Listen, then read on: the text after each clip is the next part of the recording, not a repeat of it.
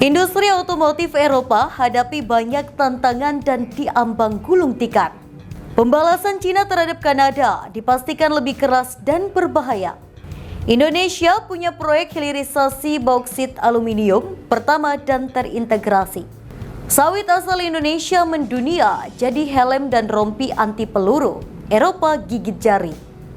Halo sahabat pojok, minggu ini kita akan menyajikan berita-berita terupdate, aktual, dan berbagai informasi menarik lainnya selama sepekan. Bersama saya Putri Anju di program Resum Pojok Negeri Media.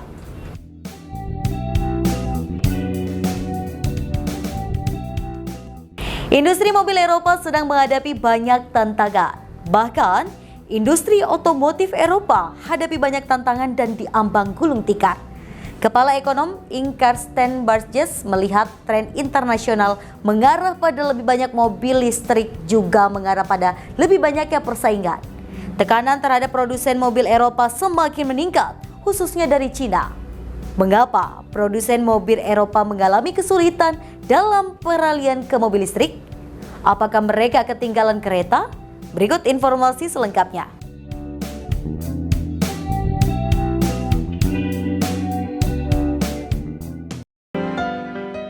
Industri mobil Eropa sedang menghadapi banyak tantangan. Mobil yang terjual lebih sedikit dari prediksi dan produksi sebagian besar model listrik juga terhenti. Volkswagen terancam menutup pabriknya, sementara penjualan Renault dan merek Stellantis Fiat juga menurun. Menurut penelitian Bloomberg Intelligence, 1 dari 3 pabrik BMW, Mercedes, Stellantis, Renault, dan Volkswagen di Eropa tidak mencapai kapasitas produksi penuh.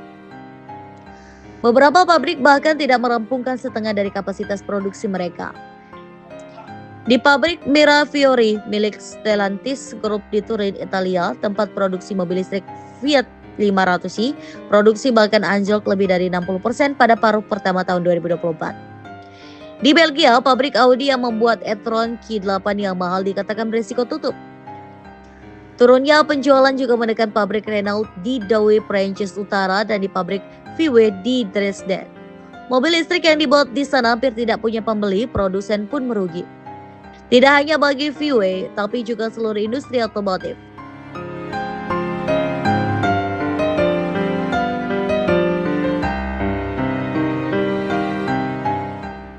Tekanan terhadap produsen mobil Eropa semakin meningkat, khususnya dari Cina. Meskipun UI mengenakan tarif terhadap mobil listrik produksi Cina, produsen mobil dari Cina kian maju dan bertekad punya pijakan permanen di pasar UI. Selain merek Geely Co, Chery, Great Wall Motor, dan BYD, produsen dari Cina di masa depan ingin memproduksi mobil listrik di pabrik mereka sendiri di Eropa. Mengapa produsen mobil Eropa mengalami kesulitan dalam peralihan ke mobil listrik? Apakah mereka ketinggalan kereta? Industri ini sedang berjuang mengatasi banyak masalah pada saat yang bersamaan. Jelas, Karsten Bartjes. Ada banyak masalah seperti kian ketatnya persaingan internasional dan rendahnya daya saing negara-negara Eropa. Hans and Werner Sinn, mantan pemimpin Institut IFO, Institut Ekonomi di München, tidak melihat adanya kegagalan manajemen dalam hal ini.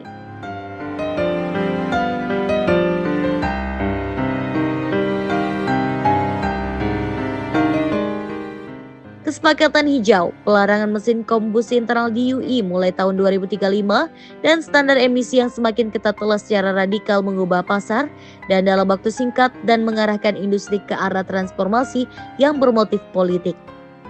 Di Cina dan Prancis, peningkatan produksi mobil listrik juga dilihat sebagai peluang untuk mematahkan dominasi teknologi pabrikan mobil Jerman di bidang mesin kombusi internal. Tidak diragukan lagi bahwa penurunan industri otomotif di Jerman dan Eropa beresiko membahayakan kesejahteraan masyarakat. Di Jerman saja, industri otomotif bersamaan dengan pemasok dan semua perusahaan lain yang secara tidak langsung bergantung pada bisnis dengan produsen mobil menyumbang 7 hingga 8% dari output ekonomi. Lalu, bagaimana bisa menyelamatkan sebanyak mungkin pekerjaan bergaji tinggi di industri ini dan mempertahankan kesejahteraan di sekitar lokasi otomotif? Sebuah pemain penting seperti Cina, India, Brasil, Amerika Serikat, AS, dan Uni Eropa harus membatasi ekstraksi dan penggunaan bahan bakar fosil. Rencana UI seperti kesepakatan hijau dan taksonomi yang menempatkan seluruh perekonomian pada perlindungan iklim dan lingkungan mempunyai niat baik. Namun kebijakan tersebut mengesampingkan hukum pasar. Franz Kopp dari Volkshochschule des Mittelstand atau FHM di Hannover mengatakan krisis ini belum terjadi tapi akan terjadi di masa depan. Karena itulah manajemen VW telah menyiapkan skenario untuk mengurangi tuntutan gaji saat ini dan mendorong bonus pembelian mobil listrik baru. Stellantis kini juga menginjak rem mereka. Di pabrik Mirafiori di Turin, produksi Fiat 500 akan dihentikan selama sebulan karena anjloknya penjualan.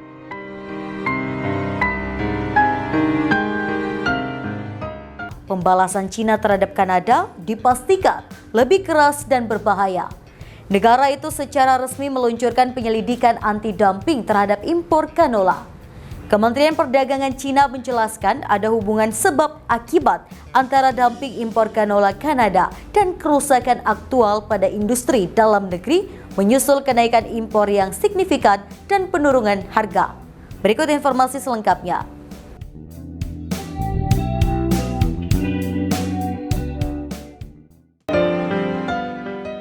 Cina memulai perang dagang dengan Kanada. Negara itu secara resmi meluncurkan penyelidikan anti-dumping terhadap impor canola. Kementerian Perdagangan Cina mengatakan penyelidikan tersebut akan memeriksa impor dari 1 Januari hingga 31 Desember 2023. Beijing menambahkan bahwa bukti dan informasi awal menunjukkan adanya dumping biji minyak canola.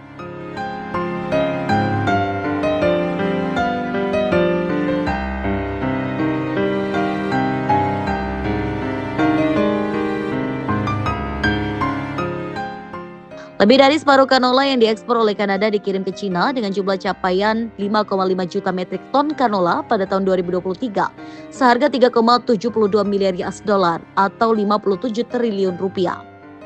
Impor canola dari Kanada mencapai 94% dari total seluruh impor biji-bijian Cina.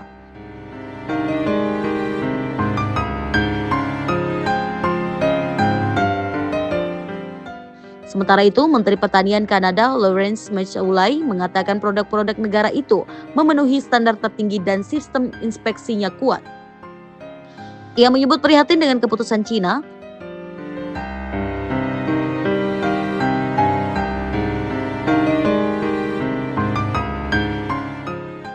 Sebelumnya, serangan ke canola Kanada dilakukan pasca Ottawa mendeklarasikan tarif 100% atas impor kendaraan listrik dan tarif 25% atas impor baja serta aluminium Beijing. Rencananya ini akan diberlakukan 1 Oktober dan 15 Oktober mendatang.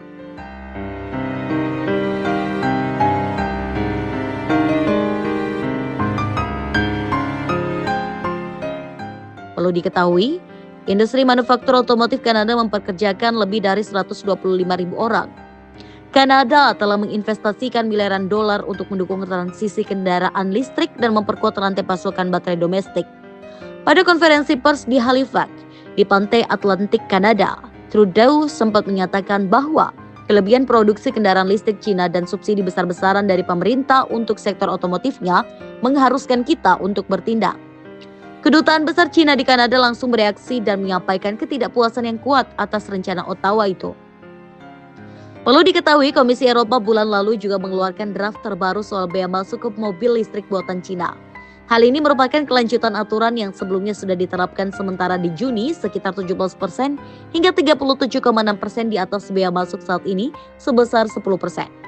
Rencananya draft itu akan disetujui Oktober nanti. Dalam pernyataan terbaru, Komisi Eropa mengatakan pihaknya akan mengenakan bea masuk impor selama 5 tahun hingga 36% pada mobil listrik Cina. AS sendiri sudah mengumumkan memberlakukan peningkatan tarif impor kendaraan listrik Cina sejak Mei.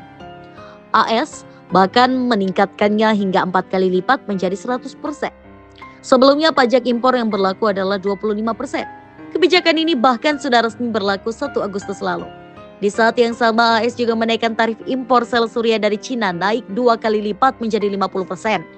AS juga menggandakan tarif semikonduktor Cina dari 25% menjadi 50%. Lalu meningkatkan 3 kali lipat tarif impor produk baja dan aluminium menjadi 25%.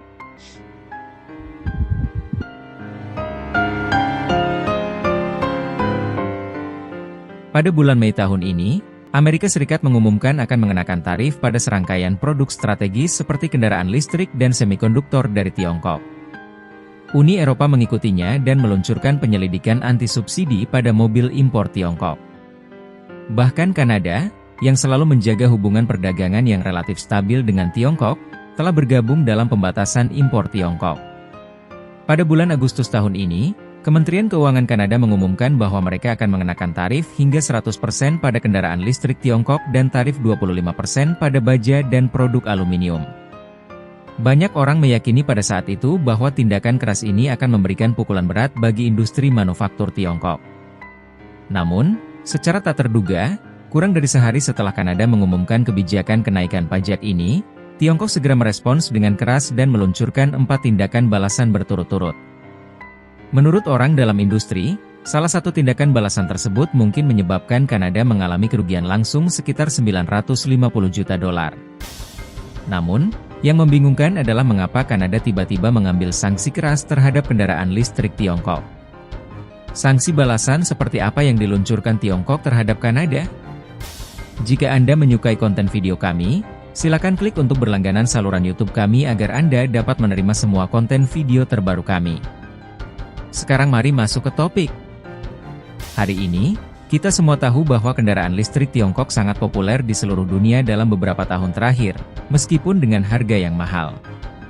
Kini, ekspor kendaraan listrik Tiongkok telah menyebar ke lebih dari 180 negara dan wilayah, mencakup hampir seluruh dunia, termasuk Eropa, Asia, Oseania, Amerika, dan Afrika. Menurut data, total ekspor mobil Tiongkok mencapai 2,5 juta pada tahun 2022, meningkat tajam sebesar 56,7% dibandingkan tahun sebelumnya. Di antaranya, volume ekspor kendaraan energi baru mencapai 680.000, lebih dari 2 kali lipat. Tentu saja, kendaraan energi baru Tiongkok juga menarik perhatian di pasar dalam negeri. Volume produksi dan penjualan pada tahun 2022 mencapai 7,05 juta dan menduduki peringkat pertama dunia selama 8 tahun berturut-turut. Pada tahun 2023, momentum ini tidak melemah. Data yang lebih cepat menunjukkan bahwa total ekspor mobil Tiongkok melonjak menjadi 4,6 juta kendaraan pada tahun tersebut, dengan ekspor kendaraan energi baru mencapai 1,2 juta, peningkatan sebesar 77,6%, sekali lagi memecahkan rekor sejarah. Momentum pertumbuhan yang kuat ini tidak berhenti pada tahun 2024. Data menunjukkan bahwa ekspor mobil Tiongkok meningkat lebih dari 30% pada paruh pertama tahun ini, mencapai 2,79 juta kendaraan. Dari angka tersebut, tidak sulit untuk melihat bahwa kendaraan listrik Tiongkok tidak hanya populer di pasar global tetapi juga semakin dikenal oleh konsumen. Namun, perlu dicatat bahwa ekspor kendaraan listrik energi baru Tiongkok sebagian besar terkonsentrasi di kawasan maju seperti Eropa dan Amerika Serikat. Pertumbuhan pesat seperti itu tentu saja menimbulkan kewaspadaan dan kekhawatiran negara-negara barat. Presiden Joko Widodo atau Jokowi Selasa 24 September 2024 meresmikan injeksi bauksit perdana untuk proyek smelter Grade Alumina Refinery atau SGAR fase 1 PT Borneo Alumina Indonesia atau BAI yang berlokasi di Kabupaten Mapawah, Kalimantan Barat. Dengan beroperasinya SGAR ini, maka ini menandakan Republik Indonesia memiliki proyek hilirisasi bauksit terintegrasi hingga produk hilir berupa aluminium. Berikut informasinya.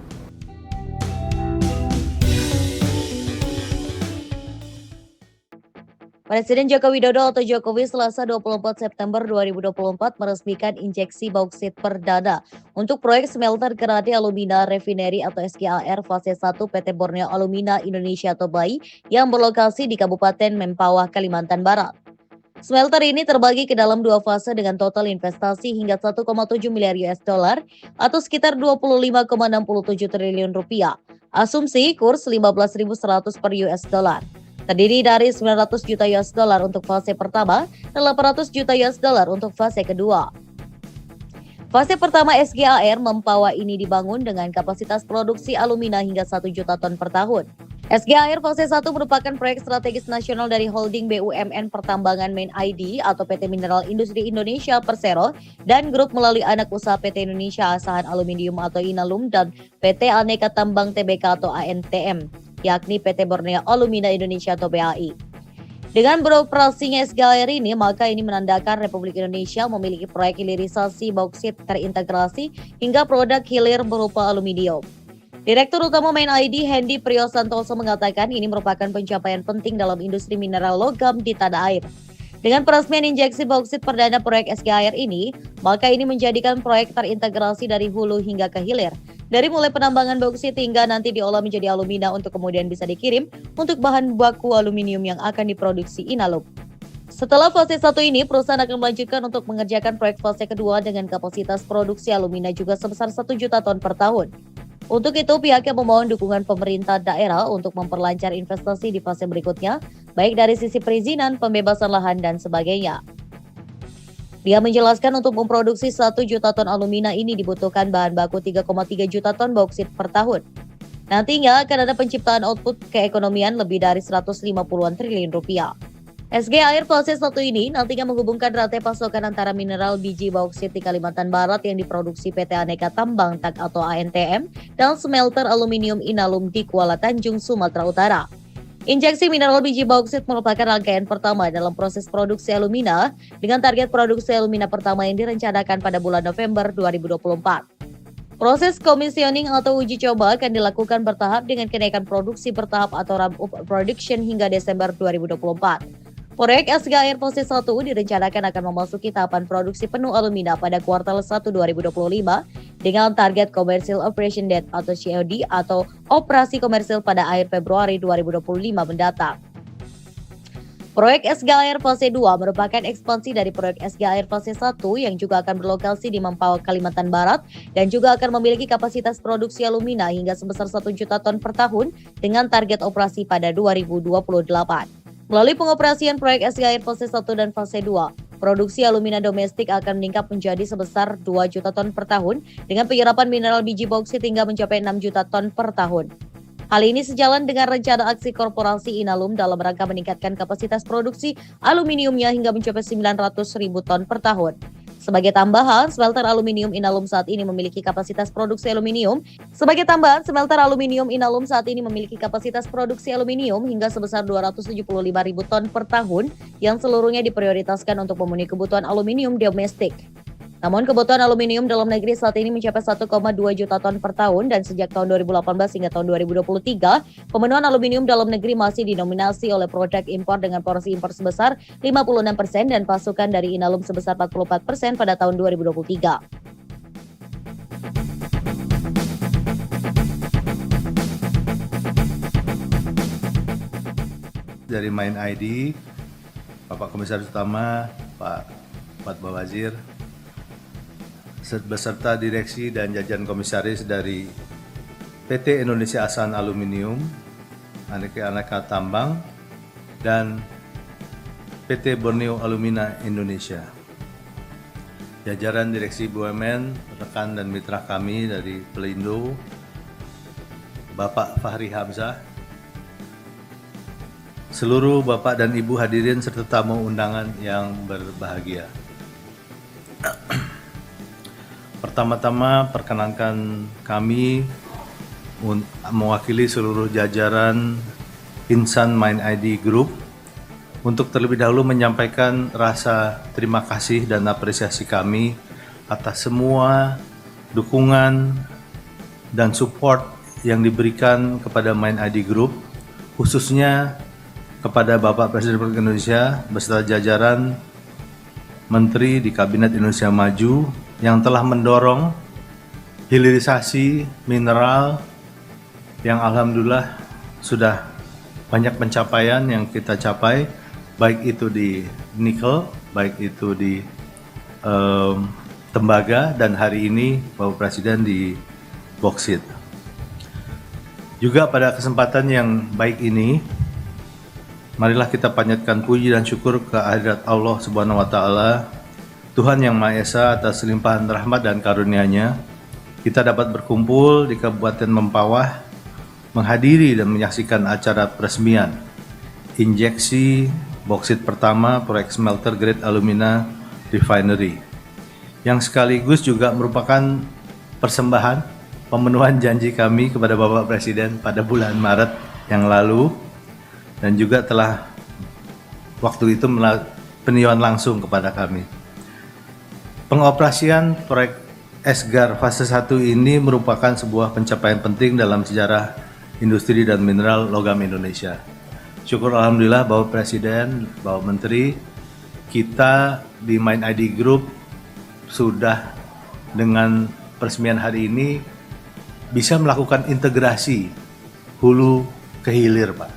Lengkap dari boksit menjadi alumina dan menjadi aluminium. Sehingga kita siap menyumbangkan produk ini bagi sumbangsi untuk pengembangan ekonomi nasional. Sebagaimana diketahui, pemegang sahamnya langsung ada di sini, Pak Niko Kanter dan Pak Ilham Syah Mahendra. Itu bahu-membahu, Pak. Kita bikin sinergi BUMN itu sangat baik. Karena Antam yang punya boksitnya, tapi Inalum yang berkarya di bidang pemrosesannya, Pak. Dan kita di grup mendukung penuh upaya yang sudah dilakukan ini. Dapat kami informasikan juga, Pak Presiden, dengan peresmian hari ini, kita tidak istirahat, Pak. Tapi kita sudah bekerja, bersiap nanti Desember, mereka berdua mungkin akan FID lagi, Pak. Ini adalah fase 1. Fase 1 ini kapasitas produksinya 1 juta ton. Tapi dengan visi kita melakukan hilirisasi di boksit penuh, juga ingin membantu pemerintah meringankan beban devisa, kita akan meningkatkan kapasitas aluminiumnya mencapai 900.000 ton. Sehingga diperlukanlah bahan baku tambahan, makanya kita sudah bersiap untuk menambah 1 juta ton lagi. Jadi bagi Pak Gubernur dan Pak Bupati, mohon dukungannya lagi, Pak.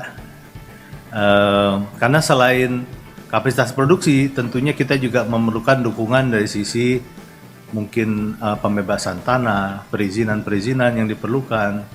Tapi dari seperti yang disampaikan Pak Darwin tadi, areanya sendiri sudah cukup, Pak. Kita sudah desain fase 1 ini hanya makan 100 hektar. Tapi dari 500 hektar itu kita siapkan untuk alumina fase 2, Esgar 2, dan juga nanti ada smelter aluminium 600.000 ton. Dengan terintegrasinya ini diharapkan daya saingnya juga akan bertambah karena kelogistikan infrastruktur itu menjadi mudah, Pak. Sehingga nantinya mudah-mudahan produk siap pasar juga bisa dikirim dari Pelabuhan Kijing. Tapi juga kita berharap seandainya ada perluasan kawasan ekonomi khusus, tentunya pabrik-pabrik industri yang dihilir, Pak. Seperti yang di sektor otomotif, bahan bangunan, itu nanti juga bisa bertumbuh kembang di sini. Sehingga terjadi pemerataan kegiatan ekonomi yang lebih baik. Jadi sedikit mengenai apa yang akan kita resmikan hari ini. Kapasitasnya 1 juta ton, Pak. Membutuhkan bahan baku 3,3 juta ton per tahunnya. Kemudian nanti biaya investasinya kira-kira 941 juta dolar, tapi ditambah ada 700 miliar itu untuk membangun infrastruktur, jalan untuk hauling dan sebagainya. Jadi kira-kira 16T, Pak, total.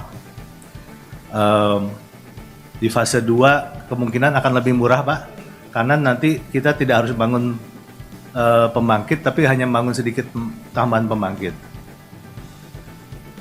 Dan kalau di fase 2 mungkin estimasi kami sekitar 900 jutaan dolar, tapi nanti yang di smelter aluminiumnya sekitar 2 miliar dolar. Sekitar 2 miliar dolar, Pak. Akan tetapi visi Bapak itu kita pegang penuh komitmennya, karena kalau sampai nanti jadi, Pak, semuanya itu akan bisa menghemat devisa 3,5 miliar dolar per tahun dari pengurangan importasi aluminium secara signifikan. Yang kedua, ada penciptaan output dari sisi keekonomian sekitar 150-an triliun lebih. Dan kemudian kalau kita menganalisa, Pak, perhitungan penambahan lapangan kerja, karena nanti bahan bakunya kita buat di sini mungkin bisa sampai total sampai di industri hilir Pak ya, di luar kami itu bisa 90 ribuan. Jadi sungguh suatu nilai tambah yang sangat besar. Jadi mimpi dan visi Bapak kita dukung penuh. Jadi dengan itu kami cukupkan laporan kami Pak. Akan selalu kami mohonkan dukungan dan doa dari Bapak Presiden, Bapak Menteri, Bapak pejabat, baik gubernur, bupati, Bapak Pangdam, Mbak Danrem yang sudah mengamankan daerah operasi kami dengan sangat baik. Terima kasih. Juga ada Pak Maman yang selalu mendukung kegiatan kami di Senayan, Pak. Sekian laporan kami. Wassalamualaikum warahmatullahi wabarakatuh. Ada resesi ekonomi, sehingga negara-negara maju sibuk dengan masalah yang mereka miliki, sibuk dengan problem-problem, menyelesaikan problem-problem yang mereka miliki, dan melupakan kita. Nah, inilah kesempatan kita untuk membangun industri, untuk membangun smelter dari mineral-mineral yang kita miliki. Dan tidak ada yang mengganggu, meskipun saat kita 4 tahun yang lalu kita stop nikel, Uni Eropa membawa kita ke WTO. Tapi setelah itu nggak ada. Boksit kita stop, nggak ada yang komplain, nggak ada yang gugat. Tembaga kita stop, juga nggak ada yang menggugat kita. Karena memang mereka sibuk dengan masalah yang mereka hadapi. Oleh sebab itu, pembangunan smelter PT Borneo Alumina Indonesia ini, yang merupakan kerjasama antara PT Inalum dan PT Antam, hari ini kita lihat betul-betul telah kejadian dan selesai untuk fase pertamanya. Pembangunan smelter ini merupakan usaha kita untuk menyongsong Indonesia menjadi negara industri, mengolah sumber daya alam kita sendiri, dan tidak lagi mengekspor bahan-bahan mentah. Stop mengekspor bahan-bahan mentah. Olah sendiri, karena nilai tambahnya akan diperoleh masyarakat, negara, dan itu kelihatan sekali. Lompatan nilai tambah itu kelihatan sekali angka-angkanya. Saya berikan contoh untuk nikel. Nikel sebelum tahun 2020, kira-kira ekspor kita mentahan itu 1,4 sampai 2 billion US dollar. Artinya kurang lebih berapa? 20-an triliun. Begitu kita stop tahun kemarin 34,8 billion US dollar.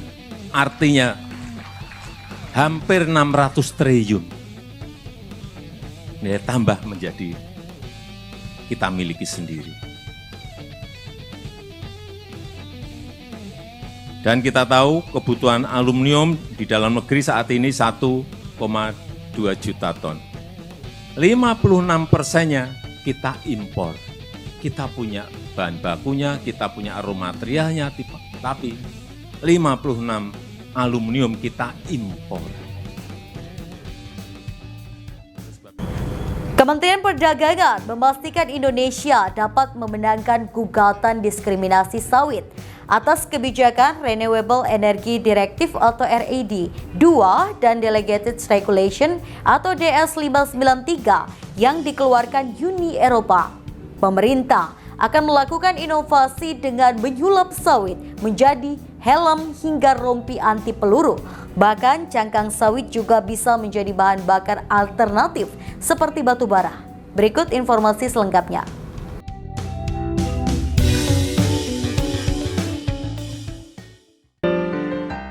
Kementerian Perdagangan memastikan Indonesia dapat memenangkan gugatan diskriminasi sawit atas kebijakan Renewable Energy Directive atau RED II dan Delegation Regulation atau DS 593 yang dikeluarkan Uni Eropa. Pihak Kemenak mengaku sempat kebingungan dengan salah satu negara Uni Eropa lantaran menuding Indonesia sebagai yang tidak pro terhadap lingkungan dan konservasi kawasan hutan dalam sidang di Badan Perdagangan Dunia atau WTO. Namun, ketika Indonesia menantang negara tersebut untuk membuka data soal konservasi hutan di negara tersebut tercatat kurang dari 20%, sedangkan Indonesia mencapai lebih dari 51%. Ketika ditelisik lebih jauh bahwa produk sunflower oil dari negara tersebut kalah saing dengan minyak kelapa sawit lantaran harganya 5 kali lipat lebih mahal. Adapun gugatan tersebut pertama kali dilayangkan Indonesia pada Desember 2019 melalui Perutusan Tetap Republik Indonesia atau PTRI di Zenawa, Swiss. Gugatan tersebut merupakan bentuk keseriusan pemerintah dalam melawan diskriminasi Uni Eropa. Menteri Perdagangan atau Mendak yang menjabat kala itu, Agus Suparmanto, mengungkapkan kebijakan tersebut berdampak negatif terhadap Indonesia lantaran membatasi akses pasar minyak kelapa sawit dan biofuel berbasis minyak kelapa sawit. Melalui kebijakan RED II, Uni Eropa mewajibkan penggunaan bahan bakar di wilayah itu berasal dari energi yang dapat diperbarui mulai 2020 hingga 2030. Aturan turunan dari RED II Delegated Regulation memasukkan minyak kelapa sawit ke dalam kategori komoditas yang memiliki Indirect Land Use Change atau ILUC berisiko tinggi. Pemerintah Indonesia keberatan dengan dihapuskannya penggunaan biofuel dari minyak kelapa sawit oleh Uni Eropa. Di sisi lain, pemerintah lewat Badan Pengelola Dana Perkebunan Kelapa Sawit atau BPDPKS tengah serius meningkatkan produk turunan kelapa sawit atau hilirisasi. Caranya dengan melakukan penelitian dan pengembangan atau Research and Development bekerja sama dengan lembaga penelitian dan universitas. Nantinya penelitian ini didanai BPDPKS lewat iuran pungutan ekspor yang dikumpulkan dari para pelaku usaha sawit. Sejak 2015 hingga Mei 2023, jumlah dana yang terkumpul sebanyak 146,56 triliun rupiah. Dari jumlah itu, dana 519,67 miliar rupiah telah dikeluarkan untuk mendanai 293 penelitian yang dilaksanakan 37 lembaga penelitian dan 900 peneliti.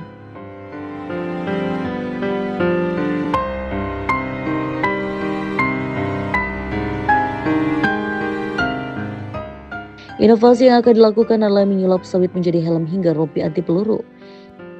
Ini bisa dilakukan dengan menambahkan serat TKKS. Serat jenis ini memiliki sifat mekanis yang bagus dan dapat digunakan sebagai filler untuk meningkatkan kualitas fisik mekanik helm proyek.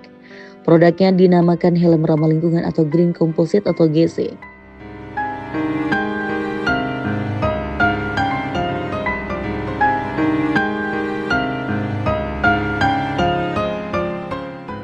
Selain menjadi helm dan rompi anti peluru, cangkang sawit juga bisa menjadi bahan bakar alternatif seperti batu bara.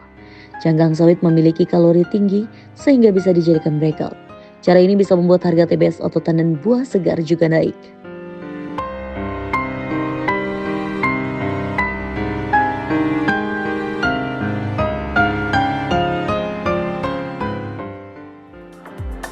Indonesia merupakan salah satu produsen sawit terbesar di dunia yang juga menjadi salah satu tumpuan perekonomian tanah air. Hingga kini hilirisasi produk kelapa sawit pun terus diupayakan demi menciptakan nilai tambah dalam negeri dan melengkapi rantai industri.